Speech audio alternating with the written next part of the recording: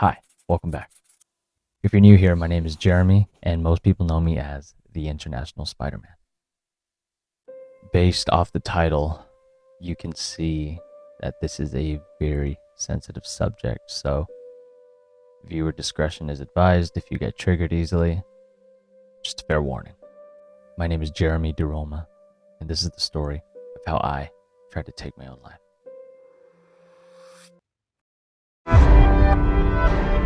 Teen suicide is a real and heartbreaking problem. Family members may never have all of their questions answered because that is the case too many times in a New suicide. report from the Centers for Disease Control says it is growing CDC data rapidly. shows suicide rates 15 to 19 increased more than 30%. In a provocative new article for The Atlantic, Twangy makes a correlation between the popularity of smartphones and increased rates of suicide and depression among young people. Teens who use electronic devices more hours a day are more likely to be at risk for suicide. Twangy says the so-called smartphone generation is less likely to have face-to-face interaction with friends, which she says is crucial for mental health and building social skills.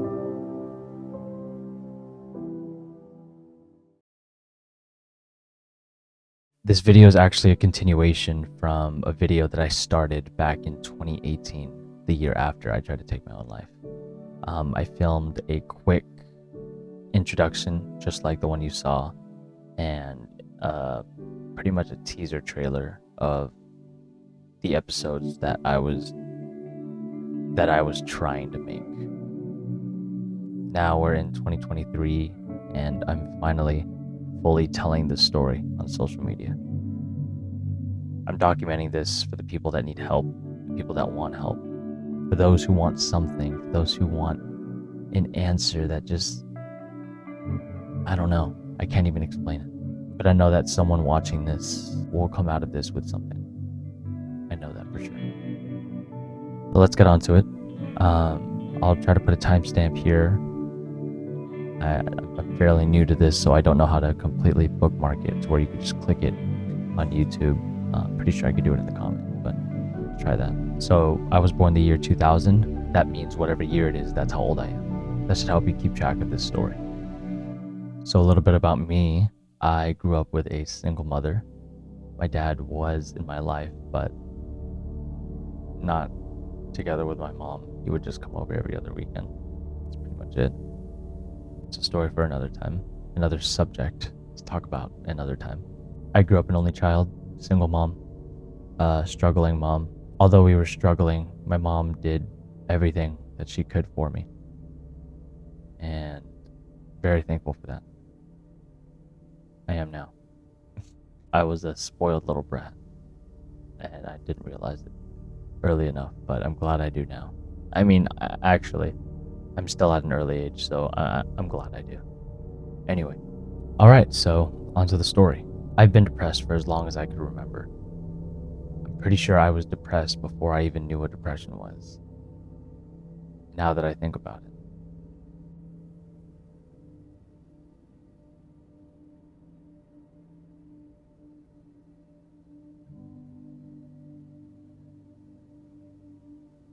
My depression spikes. 2014, my very first year of high school. I went home crying every single day the first week of high school, just because I don't know, everything was changing. I still can't explain it to this day. I felt like I didn't belong anywhere. I'm sure some of you can relate to that. But fast forward to the night that I tried to take my own life. I was having a really heated fight with my mom in the car, and I don't even remember what it was about. To this day, I wish that I could remember, but I don't. We pulled up to our house, and right when she put the car in park, I opened the door, walked out, and slammed the door. And I just started walking. I didn't know where. I was just angry. Just wanted to walk it off. And I remember I was walking just furiously for once in my life, not really thinking anything, just mad, you know? I had a family that lived not too far, probably 20 blocks away, but I didn't want to disturb them. I thought about it. And I said, nope, I don't want to disturb them. I'm too mad right now. And at the time, I even thought about going to my girlfriend's house, and I had the same thought process. I thought the same thing. Nope, I'm too mad. I don't want to disturb them with that.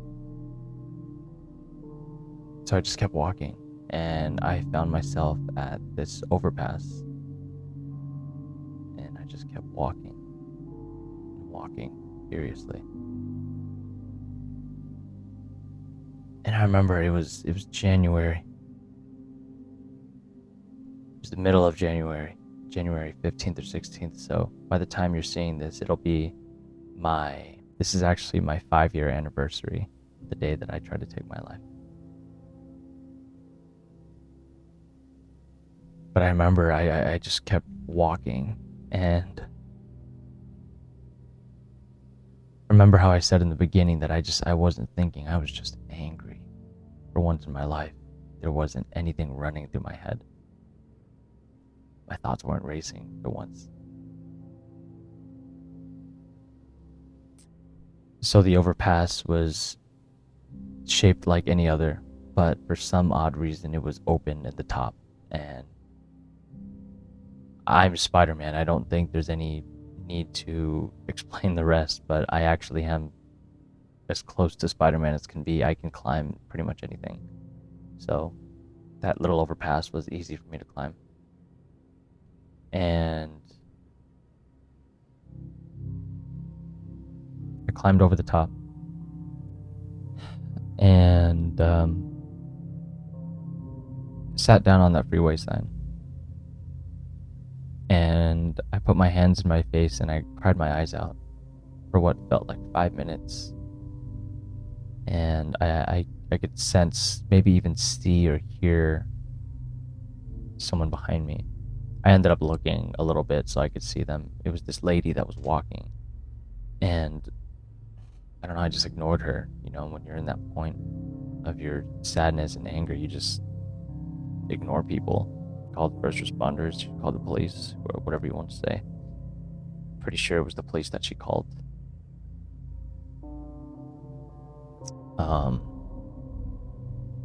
And before you know it, you could see from a distance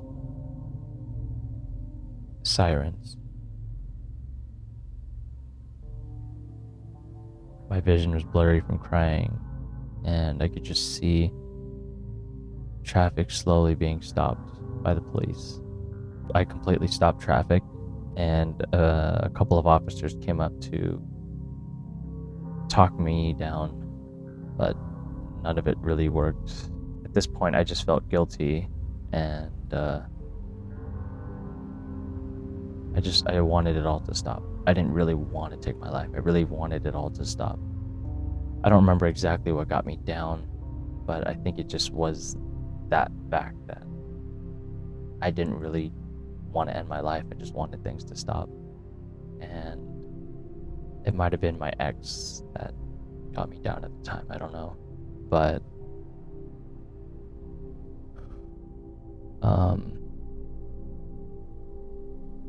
and this is actually harder to talk about. I told the story millions of times. This is hard to talk about in front of a camera.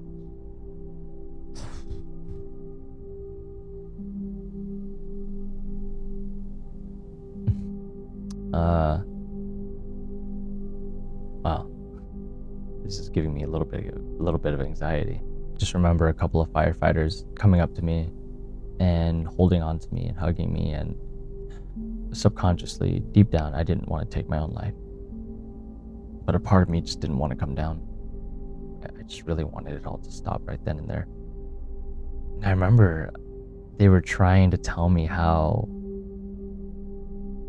cool I am and how lucky I am that I have these Jordans that I'm wearing. And look, I have a Supreme bag.